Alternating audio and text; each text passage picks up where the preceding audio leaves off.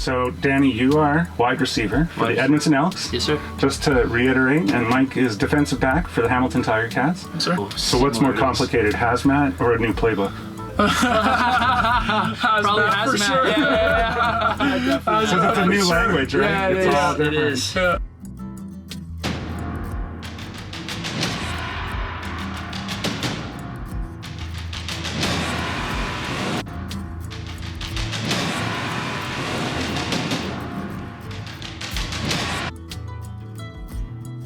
Yeah, I was told, like, my family, I was like, if football doesn't work out, I'll probably go into fire. So, like, from, like, high school. Well, so you knew. Yeah, I always wanted to, but then I was kind of like, oh, football, take it as far as I can, Yeah, and then figure it out. And then as soon as I saw that, I kind of looked into it, and I was like, sounds awesome. Like, it would work out exactly kind of with the season and everything, so. And then you called Mike and said, Mike. And then I was training with him, and I was this. like, yeah, I was like, and then I was training with Mike and Scott Hutter and a couple guys, and I was like, hey, I think I'm going to sign up for this and try and do it in the off season. So yeah, awesome. I was like trying a bunch of different things in the off season. I tried coaching and then kind of like some real world stuff. But then I had a couple buddies that were in the fire department in different cities, and just talking with them explaining what the job was like. And then again, the same thing as Danny went and looked. CFLPA, they have the academy that we look at, and train division came up and started looking into it, and seemed like a really good idea to be able to do it online and then go and do this boot camp nice and quick and get a bunch of experience all at once. And I was like, well, this is the better time than ever to do it. Yes. Having been here now at boot camp for over a week, and you're in a place with these guys and you're doing physical stuff, is there any comparison to like a training camp or? Yeah, honestly, we were talking to people. Did you think it was going to be a breeze? You're like, oh, there's going to be a breeze. No, from the sound of it, just because it's so compact, like we were talking about in the study room, literally the first night, and we're just like, this is exactly like a training camp. It's almost identical to like the early mornings, the physical aspect, the training aspect, like you kind of constant between those and finding that balance. But yeah, we were talking about how the biggest thing that we found in terms of training camp stuff is just the having to schedule your day around doing essentially the same thing, right? Wake up, go learn some skills, then get into the books, get ready for the next day, practice your skills, and to continue that for the 2 weeks. That's when, like, you know, after about a week, we're like, oh yeah, this is a training camp grind. And yeah. I think if you haven't experienced that, you get like, you know, after about 4 days, you're like, do I have to do this again? I gotta go and do this again. But it's good. It's almost identical. Yeah. So one thing I noticed yesterday was, Mike, you were in the burn building doing search and rescue, and you happened to be the captain or the officer that was leading, and your communication was great to these guys.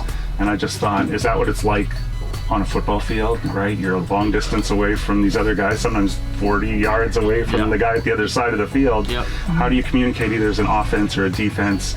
And you have to make it concise, and you got 3 seconds to get your point across, and you hope that it made it to the other side of the field, or someone's going to be uncovered, or offensive-wise the same thing, right? You hope that someone doesn't do that. So, I mean, obviously you learned good communication skills in the CFL and playing football. Would you say that's true? Because not everyone did that yesterday. Yeah. No, and I think the biggest thing is you realize from playing, and I'm sure you can attest to this, is if you think you're on the same page, that's probably a bad idea, because you got to make sure that everyone's on the same page. And as long as it's and I feel like that's why, you know, I was drawn to firefighting, because it's so much like a team aspect. Where as soon as we get in there, I feel like I'm communicating a play or something, right? Like it's just talking, working with a team, and as long as everyone's on board and doing the same thing and thinking the same way, then it works. And that's why I enjoy it so much. Awesome. I think. Yeah. Last thing to ask you, what would you say to other CFLPA guys who are looking at the website, not sure if they want to do it, they're not as lucky as you guys that practiced together and got to talk about it first, but they're thinking about it? What would you say to them? They're thinking about it, they want to do it, they're not sure if it's for them. You know, what's the advice? I would say definitely, if you are interested and you're in the CFL, or it works out perfectly, like you said. Kind of like you can continue, because most of them, when I was researching, to be honest, it was either like a semester or it was like a lot more time. that I had to either take off work or it kind of conflicted with the season. So I'd say any CFL player, it times up perfect because you can schedule exactly what you kind of fit it into your life rather than kind of having to take off life and move into kind of a schooling. So yeah, I'd say if you're interested in fire at all, I think training division is perfect for setting that up. 2 weeks is a dot on a timeline, and to go and set yourself up for a career like that with some online courses that you can do at home, and then be able to come here for just 2 weeks, and you'll meet great people. Like, even if Danny and I weren't here, we can both say we'd have a blast. It's not that we're here together is the reason we're having so much fun. We end up talking to everybody else the whole time and then just meet up to study at the end of the night. So you'll have a blast with everybody. It's exactly like a team atmosphere, and you get it done, and then now you have an opportunity for such a good career while you're playing still. It's perfect. It doesn't mess up your training schedule for the off season. You can do it at night whenever. I did it at night once I put the kids to bed, so I could still hit all my training, could still hang out with the kids all day.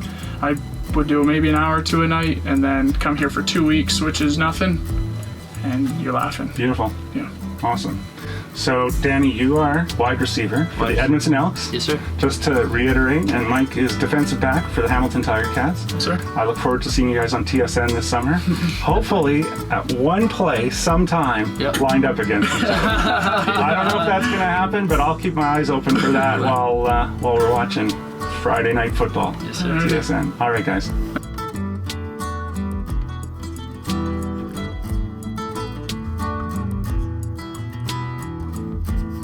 Thanks so much.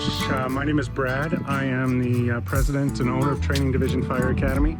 I'm from Manitoba, but down here in Texas at our academy where we provide the skills and hands-on training. So I just wanted to give you a little, walking tour, show you around a little bit and talk a little bit about how we partner with the CFLPA Academy and help those students and their spouses out with achieving a dream of becoming firefighters. Usually the students work through the online components while they are playing or practicing, and then during their off season they come see us down here in Texas or finish our camps in British Columbia there to get their final certificates and seals, and then move on to either going back to play or applying for jobs.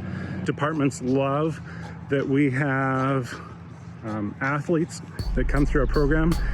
They especially love that athletes can take the program part-time, evenings, weekends, whenever it works for them, whether it's 1 or 2 hours a week, or whether it's more, or whether they take a break for 6 months and play and win the Grey Cup as they did a few years ago in Winnipeg. And a few of those players came in December to boot camp, which is awesome. But we love to have them here and just be part of that journey for them. Here's where all the students come. There's the day room. That's where they'll eat all their meals. So when students come to Training Division, a little different than maybe some schools, is we provide all the meals, accommodations. So we have a full kitchen service available. We're just after dinner right now, so they have food available to them. Some students are studying. Some students are working out. The relationship with the CFLPA would be extended to anyone who is in the CFL or has played in the CFL, as well as their spouses. So it doesn't necessarily have to be them. Basically, the discount, if you will, for CFLPA members is $1,000 off tuition. So whatever the current tuition is, we basically credit their account that $1,000. That's a good boost to kind of help them out and get started in the program. The best candidates for fire in general are going to be those that are hardworking, physically and mentally fit, who like a public kind of atmosphere. They're certainly in the public eye, but also just in general, living, eating, working together with another crew of men and women. They become your new family. So, you know, the CFL guys obviously are used to being around other people, being part of that team atmosphere, and that translates really well to being a firefighter. Certainly the physical component and keeping up with that. And of course, there's a mental challenge to it as well. You need to always stay on top of the skills and the theory and the knowledge to be able to do that. Who is the best candidate for applying for jobs? Well, I can tell you what departments say because I hear from them all the time. And they always love our athletes because they know to work hard, to work as part of a team. We've had students from every CFL club, like I said, over the last couple of years. Many are still playing in the CFL, so we're not sure where that's going to take them in their firefighting journey yet. But I know of a few already that have gotten on with fire departments in their hometowns or places where maybe they played, which isn't their hometown, but their adopted hometown. And the departments love having those guys. They are a great motivation to the other firefighters. They work hard. They're humble enough to know what they don't know and work as part of that team. And so that's really exciting to see them do that.